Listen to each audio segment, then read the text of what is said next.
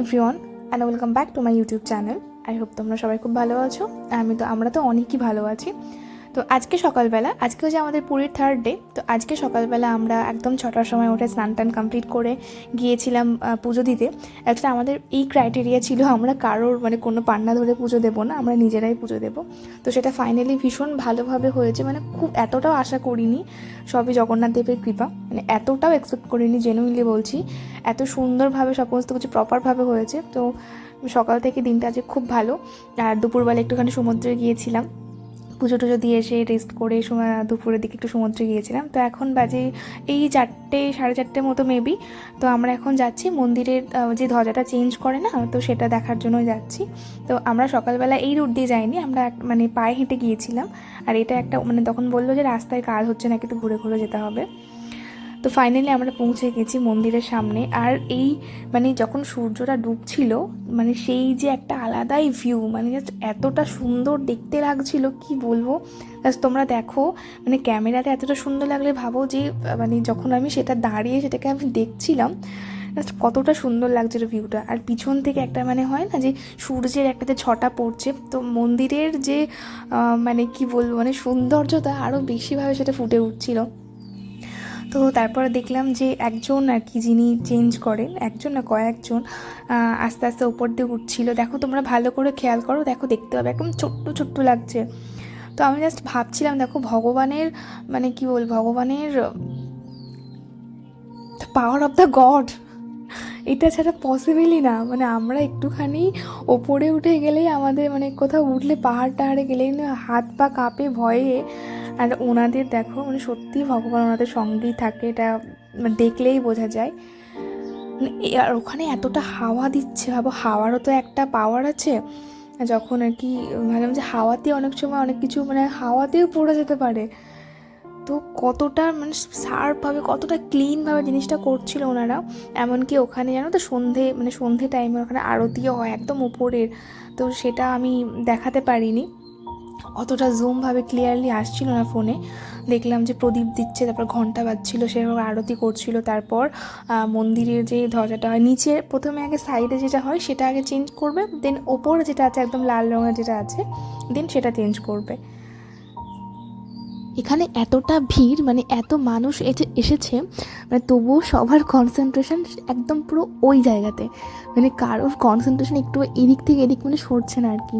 দেখো ওপরে কতগুলো মানুষ আর কি বসে রয়েছে, তো তারাও একদম পুরো ফুল কনসেন্ট্রেশন ওই দিকে রয়েছে যে কখন চেঞ্জ হবে, ওই মোমেন্টটা কেউ মিস করতে চাইছে না। কি বলবো, আমিও মিস করতে চাইছিলাম না। আমি ক্যামেরাটা অন করেই ধরেছিলাম যাতে ওই পারফেক্ট মোমেন্টে আমি ক্যাচ আপ করতে পারি।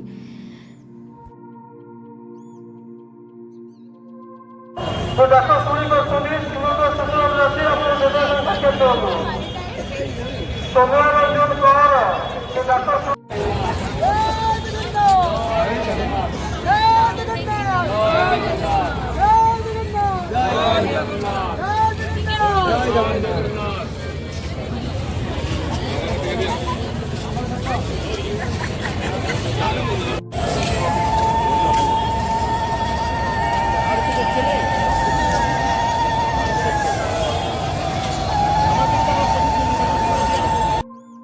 একদম ওপরে উঠে যিনি লাল এই ধ্বজাটাকে চেঞ্জ করছিলেন, ওনারা দাঁড়ানোটা সত্যি বলছি গা শিহরিত হয়ে উঠবে আর কি, একদম পুরো।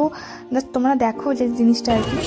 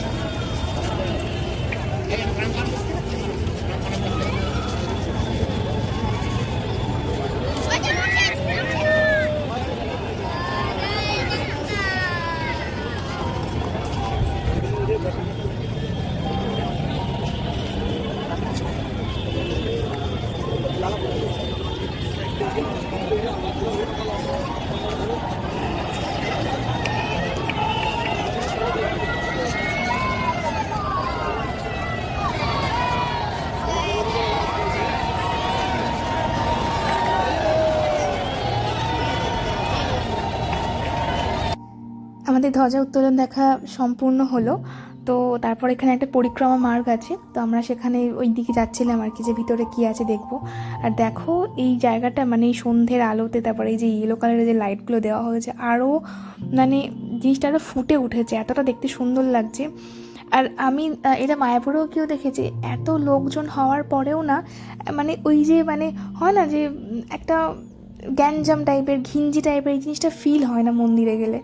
তো এখানেও এত লোক, সেটা কিন্তু একদমই ফিল হচ্ছিল না। তারপর আমরা একটু বসলাম, সেখানে অনেক ছবি টবিও তুলেছিলাম। তারপর আমরা এখন একটু বেরিয়ে যাব, এখন সোজা টোটো করে নেব, করে চলে যাবো একদম সমুদ্রের কাছে। একটু ওখানে গিয়ে বসবো, একটু খাওয়া দাওয়া করব, আর দেখি আর একটু কেনাকাটা করারও ইচ্ছা আছে। তারপর বাপি বলল যে আর কি, যেটা পুরীর বিখ্যাত খাজা, তো সেটা তো নিতেই হবে। আমরা বাড়ির জন্য অনেক প্যাক করে নিয়েছিলাম, রিলেটিভসদের জন্য। তারপরে এই দেখো বোনের এখন খিদে পেয়েছে, এখন ওর খাবার আসছে না বলে মনটা খারাপ হয়ে গেছে। আর পিছনের এই কালারফুল যে ছাতাগুলো উপরে টাঙানো রয়েছে, মনে হচ্ছে মেলা হচ্ছে, আমাদের এরকম মেলা টেলা হলে যেরকম হয় না, ঠিক সেরকম একটা মনে হচ্ছিলো। তারপর ফাইনালি চলে এসেছিলো আমাদের, নিয়েছিল এখানে মা ঘুগনি, আর এখানে বাপি খাচ্ছিলো ভুট্টা। দুটোর মধ্যে আমার একটাও পছন্দ নয়। আমি আগেও বলেছি, জানি না কেন উড়িষ্যার খাবার আমার একদমই ভালো লাগেনি। ওখানকার টেস্ট আমার একদমই খাবার অ্যাকচুয়ালি ভালো, ওখানকার টেস্ট একটু আমার অন্যরকম লেগেছে, যার জন্য আমি বাইরের কোনো খাবার খাইনি। আমাদের পুরীর লাস্ট ডে, আমরা কালকে সকালে সকাল 7টা-8টার সময় বেরিয়ে যাব এখান থেকে। তো আমরা বেরিয়ে যাব, তারপর আমরা কোনারকের সূর্য মন্দির সমস্ত কিছু ঘুরে টুরে তারপর একদম বাড়ি ফিরবো। তো ভালো লাগলে অবশ্যই লাইক সাবস্ক্রাইব করে দিও। টাটা।